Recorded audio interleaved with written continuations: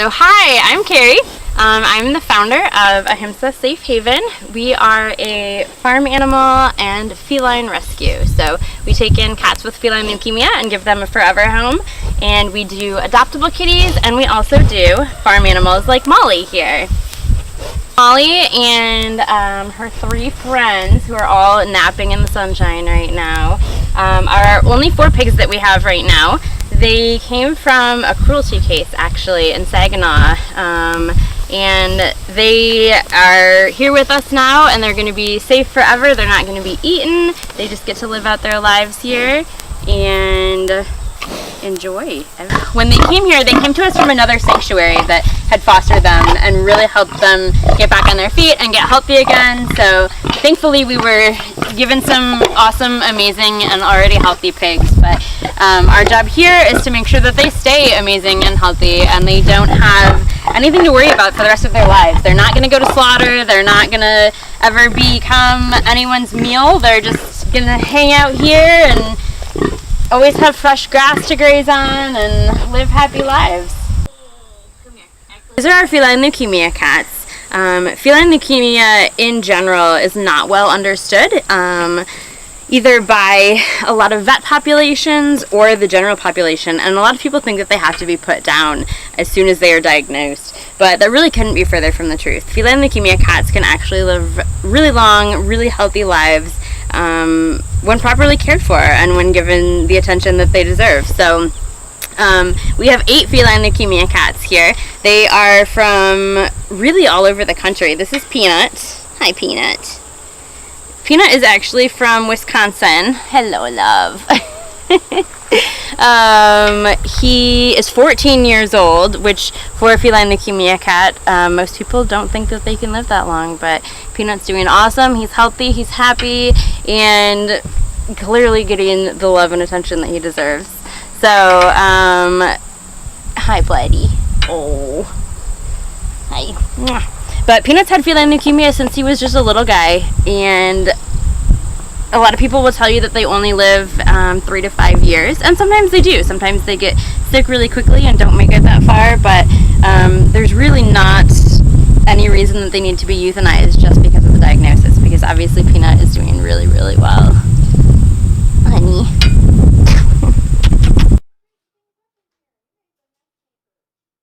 So this is our adoptable shed. I think we have about 13 cats in here right now, and everybody in here is up for adoption. So sweet little Hardy here came to us as a kitten. He still is a kitten. But he is looking for his forever home. Some of these guys, like Johnny here, were pulled from shelters where they were on euthanization lists. And Johnny was listed simply because he was sick. So they didn't want to take the time or energy to get him healthy, but we did. So Johnny is here. He's looking for his home. We've got lots of kids that showed up as strays. Sweet little Raja here, and we've got Acadia, who was found in the parking lot of a car dealership.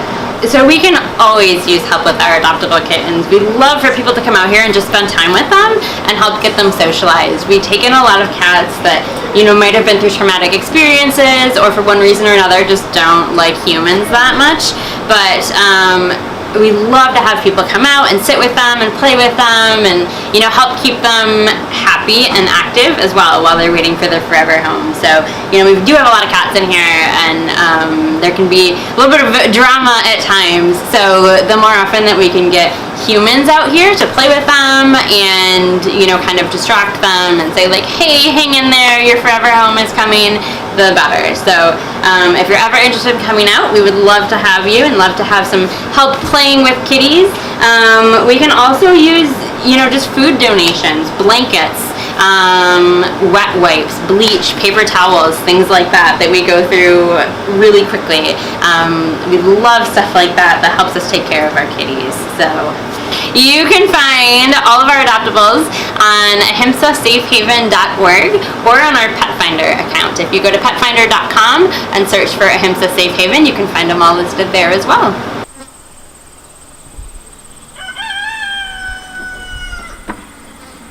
This is Holden. He is our unofficial / official mascot for Ahimsa. He was one of our first chickens. He's been here about a year and a half. He escaped from a slaughterhouse in New York and was found wandering around outside. And he's sort of probably the closest thing that we're going to ever have to a dog here. Very, very sweet boy. He's great at kind of, yes, I know, dispelling those stereotypes that roosters have to be mean, or they are mean, that they are aggressive. Holden is the complete opposite, and he is a total sweetheart. Aren't you? The very first chickens that we got here, we got in the middle of January, actually, and there was a large farm in Colorado that was going out of business, and they, rather than finding homes for any of these birds, they just kind of shut everything down and quit feeding them.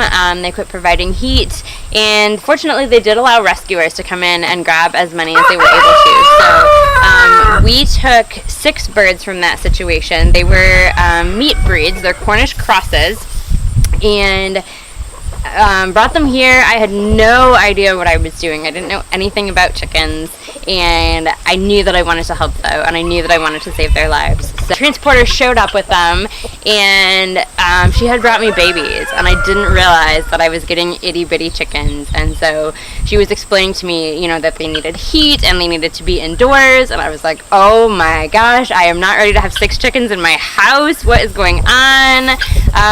But that was the start of it. We all of a sudden had 6 chickens living in my basement, and got things figured out real quickly, and also realized how phenomenal they are and how special they are and how individual they are. So it was definitely an interesting beginning, but I have no regrets as far as those first 6.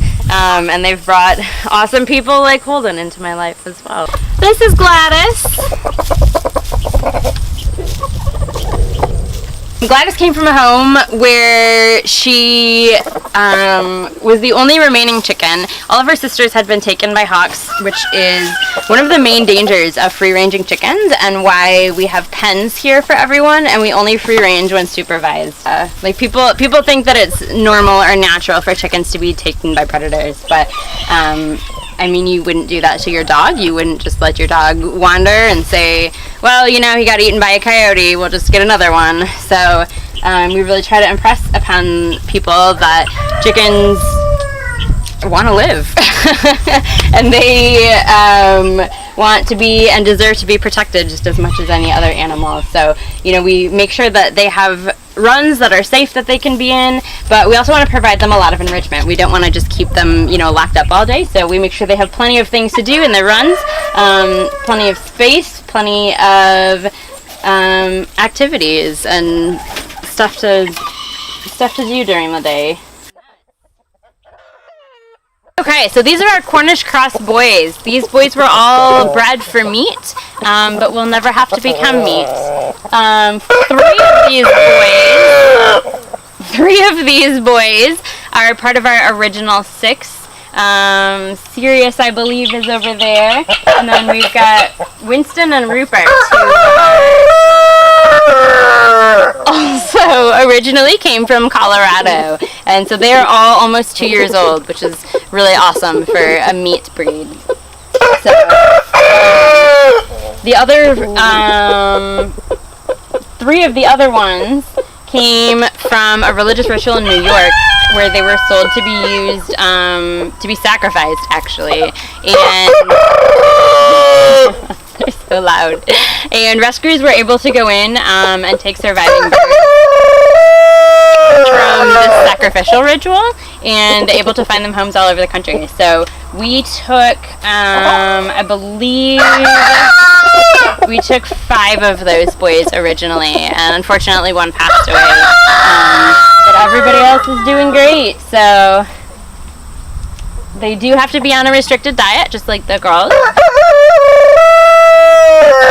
So they get a little bit of food in the morning and a little bit of food at night, and then we give them plenty of veggies throughout the day to make sure that they feel full.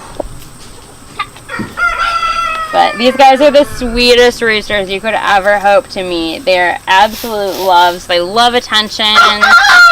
They love sitting on your lap. Boop. They love little beak boops. Little babies. Little babies.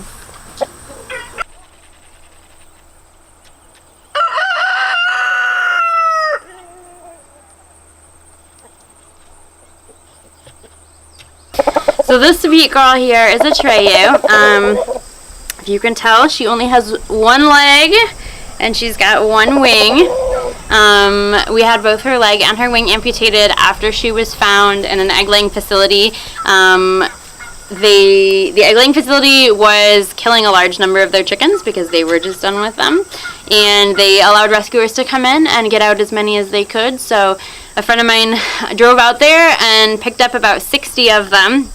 And one of them was a Treyu, and she was just found on the floor. She wasn't moving. She wasn't trying to get out of the way. There were people stepping over her and around her, and she didn't even seem to notice. So my friend picked her up and said she couldn't leave her behind, and so here she is. So we've had, she had a broken wing and a broken leg, and we tried really hard to save both of them, but unfortunately the damage was a little bit too extensive, so we ended up having to amputate both. And say otherwise though, I am doing awesome. Treyu is still working on her healing. She's got a long way to go still, but she's made an absolute ton of progress. When she first came, she was pretty much just in pain and not able to do a whole lot. She just kind of laid down all the time and was not real alert, but now, as you can see, she's able to stand. She can stand on her own, although I'm not going to make her do that right now while she's standing on my leg, but she is able to stand on her own. She eats and drinks, and we go for walks through the woods, and she's made a lot of chicken friends since she's been here. So she's been a lot of hard work and a lot of attention, but her life matters just as much as anyone's, so we want to be able to give that to her. Oh, babe. Say hello. Hello.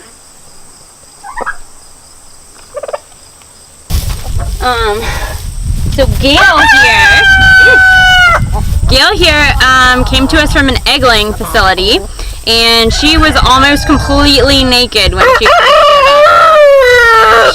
The only feathers that she had were on her face. We called them her eyebrows. She just had a few feathers above her eyes and a couple on her wings. So thankfully, with a lot of love and care and vet attention, she's done really, really well.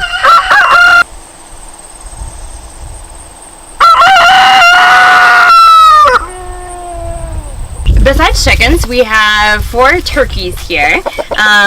We've got this big puffy white guy over here. This is Reggie. And then this little girl over here is Amelia. He's probably kind of, come here, Amelia. She's like, no, that's all right, I'll pass. Reggie came from a home in Ohio where everybody else that he lived with was unfortunately killed by a weasel. So he was the only one remaining, and he needed a safe place to go, so we took him in. Amelia has a similar story, and she belonged to a guy who had 2 turkeys. And he ate one of them and decided that he didn't have the heart to eat Amelia, so we took her as well. We take primarily roosters because roosters tend to be unwanted. They can't provide eggs. They have the stereotype as being aggressive or being mean, and a lot of times they get dumped, which is really unfortunate. So people buy chicks from TSC, and they're supposed to be all girls. They're supposed to be sexed, but the probability that they're going to get a rooster in there is actually close to 20%. So a lot of places don't allow roosters because they're loud, but you know, where are all those boys supposed to go? So we end up with a lot of roosters. We currently have 24 roosters and 10 hens, I believe. And we have most of our roosters in what are called bachelor flocks. So they're not around other girls. They can get along really, really well with each other when they don't have girls to fight over. So like Holden, for instance, just kind of wanders all day and hangs out with everybody else. And he does great with the other roosters. So We have lots of good people here who wouldn't have an option otherwise.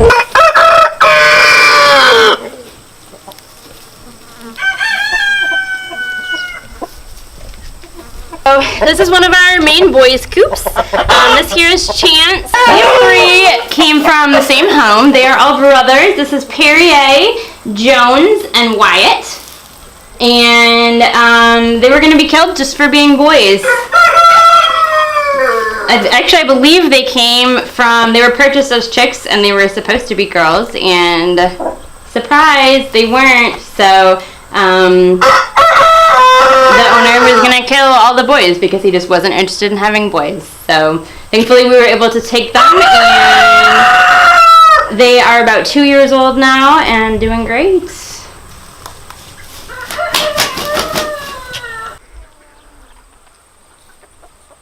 This is Chester. He was dumped, sadly. He was found running around the streets, and he is way too cute for that nonsense. So thankfully he's here now, and he's got his 2 girlfriends. Hey, what are you doing? If you can see Chester's head, his comb was cut off, which is called dubbing and is actually a common practice among people who fight birds, although we don't think Chester was fought. It's more likely that somebody was trying to show him or was just kind of experimenting. So thankfully he's all healed up. When he was found on the streets, he had a big gash in his leg, and we got that all taken care of as well. So he's a healthy, happy boy now. Aw, aren't you? He's a little cutie. Chester weighs 1.5 pounds. So these 5 came from a school program, actually, where they were with some hens, and their whole purpose of the school was just to educate about chickens, but unfortunately no one was taking care of them. Oh yes, that's why. So there was a woman walking her dog one day, and she happened across these guys and realized that they had a little bit of food and no water, and she brought them food and water and some snacks, and started doing that every day. So she did that for almost a year before she reached out and looked for a more permanent home for them where they would actually be cared for. So this white guy right here is Abbott. And then we've got Bernie Sanders is the itty bitty dude. Clove is just behind him. Thaddeus is the one that's more orange, and then Rye is the darker guy. So thankfully they're all here with us now, where they get as much food and water as they want all the time. And eventually we're going to try and integrate these into our main rooster coop. So they'll have a really nice coop to live in the winter that's nice and heated and keep them really warm and happy. I started the rescue initially because I knew I wanted to do something to help. I knew that I loved animals. I knew that I loved cats and dogs, but I knew that there was also something special about other types of animals and that they deserved to live as much as anyone. So I started the rescue a couple years ago, really not knowing what I was getting into at all, but I knew that I wanted to make a difference, and I wanted to show people that all animals deserve to live, and all animals have personalities and beautiful, wonderful things about them. Thank you so much for visiting us at Ahimsa Safe Haven.